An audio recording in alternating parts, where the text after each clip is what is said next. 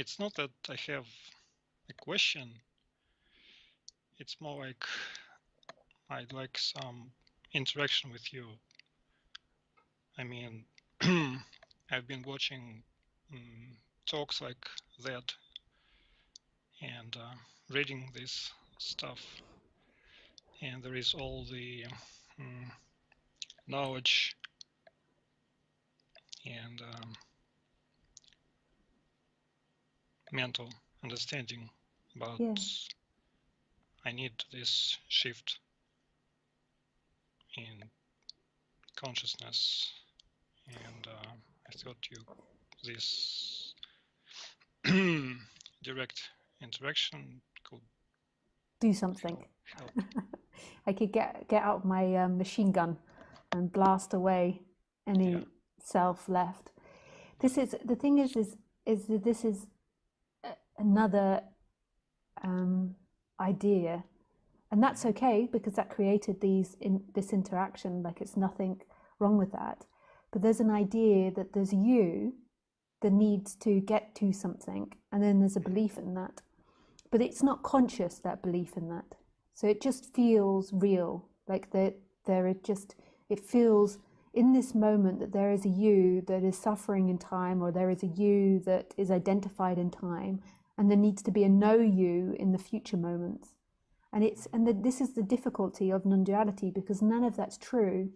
What you are right now is here and present and alive and vibrant, and that is stories which seemingly appear, but it's our grasping onto them that makes them seem true. So there is a thought, there is an impulse of you appearing now, and then beyond that there is this emptiness which in no way has an opinion, a need, a want of anything. It's just here, alive, radical, free, experiencing. Yeah. How does that feel when I say it?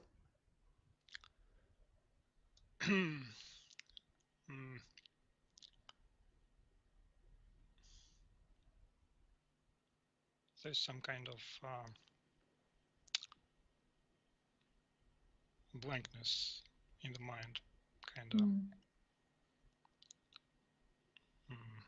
And in the body? In the body.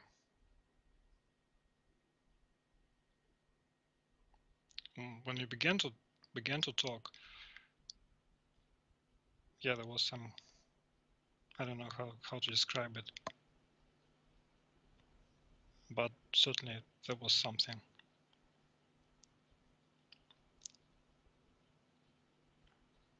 And then the mind began to drift off into like some vagueness. Like you're talking about, it's becoming hard to follow. Dear. But right now, this vagueness seems to have dissipated. And here we are, but there's a live presence that's here, that's not separate. The mind says, I'm separate from Lisa, she's speaking to me, she's going to give me something. And then the actual experience is there is speaking happening, there is hearing happening, there is life happening to no one. And there is no point where you are hearing, where you are seeing, where you are feeling. And there is this other in which you feel, see, or hear.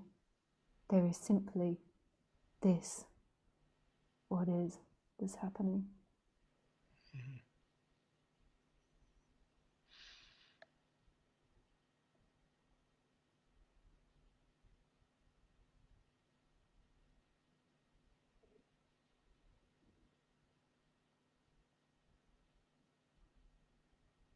And what normally happens for a lot of the time is the mind is either in the habit of going off longing for things or trying to avoid things, or there is an emotional discomfort which propels the mind into longing for something or trying to avoid something. So we have an interaction and there is an emotional discomfort that happens in the body, and then that propels the mind into trying to avoid it or trying to get to something else. Or we're just by ourselves sitting quietly, and then the mind is in the habit of doing that. Like it just naturally it's naturally seeking in time. Like what it wants, what it doesn't want, what I've got to be, what I've got to get to. And it's a combination between the habit of thoughts and the habits of emotions and the identification with those. And the emotions are normally found in the chakra areas. I don't know, I'm not an expert on chakras, like I don't know them in great depth. I just know them from my own experience. And if I feel out of control, then I feel it in my solar plexus. If I feel fear, I feel it in my lower belly. If I feel heartache, I feel it in my heart. If I feel like I can't say something, got too much emotion, I feel it in my throat.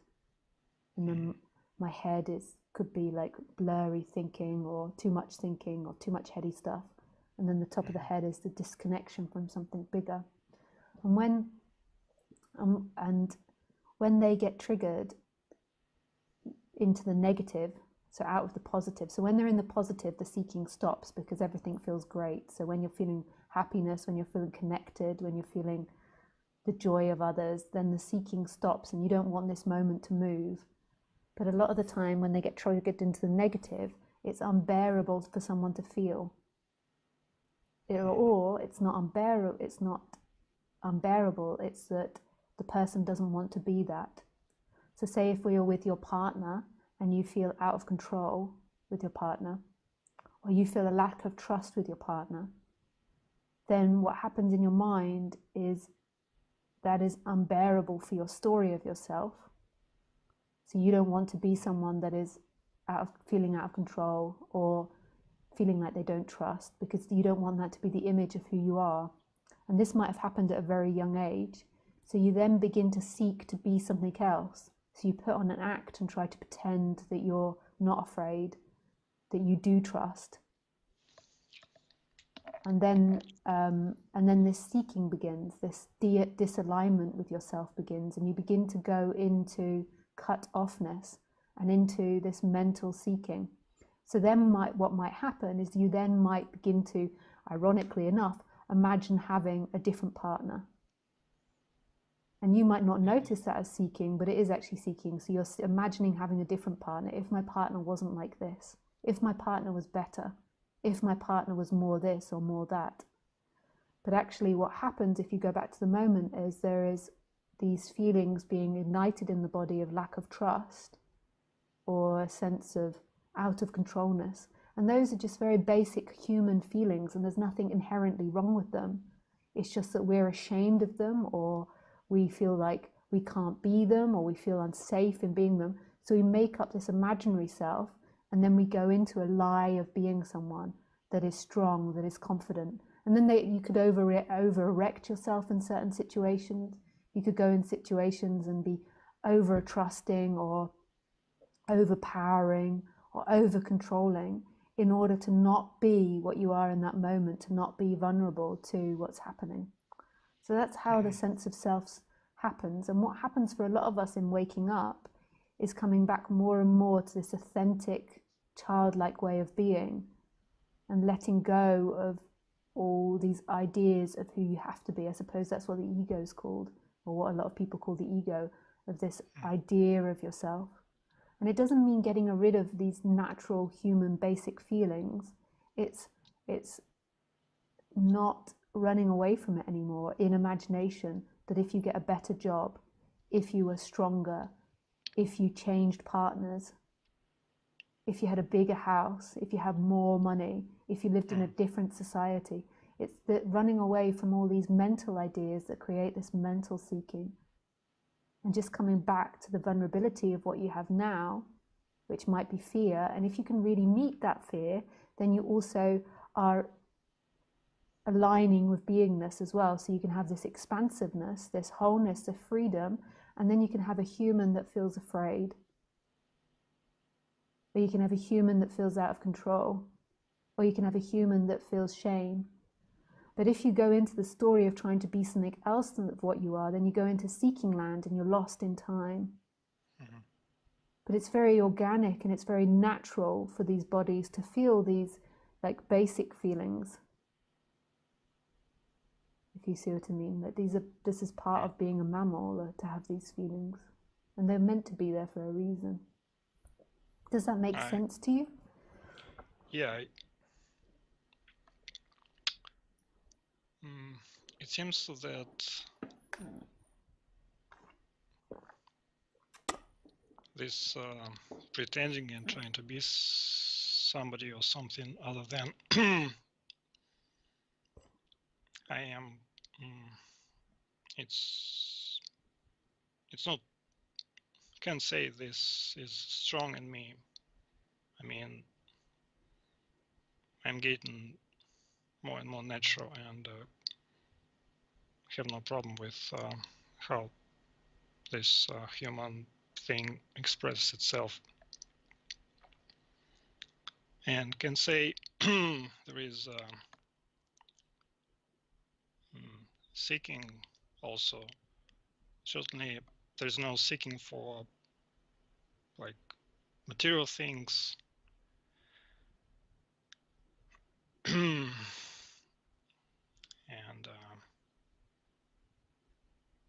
as far as awakening is concerned, I can say there is like active seeking.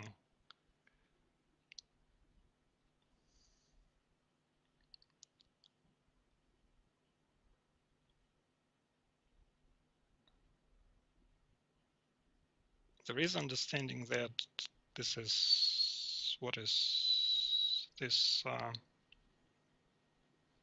shift is supposed to happen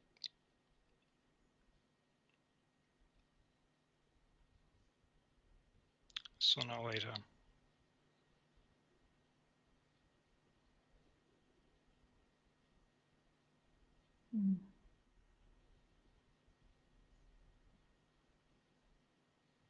So I'm just listening to teachers like yourself, trying to get to the mind to focus on that more and more.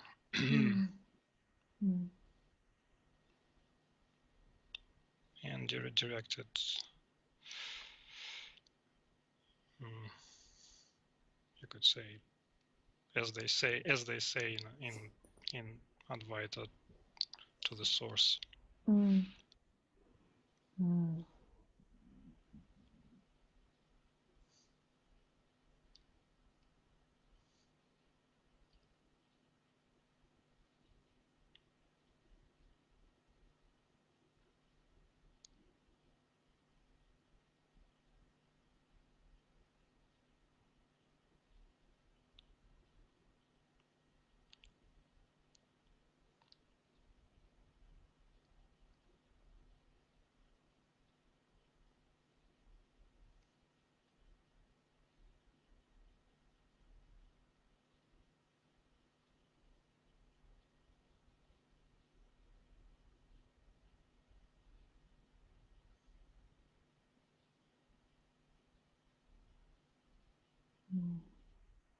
Nice.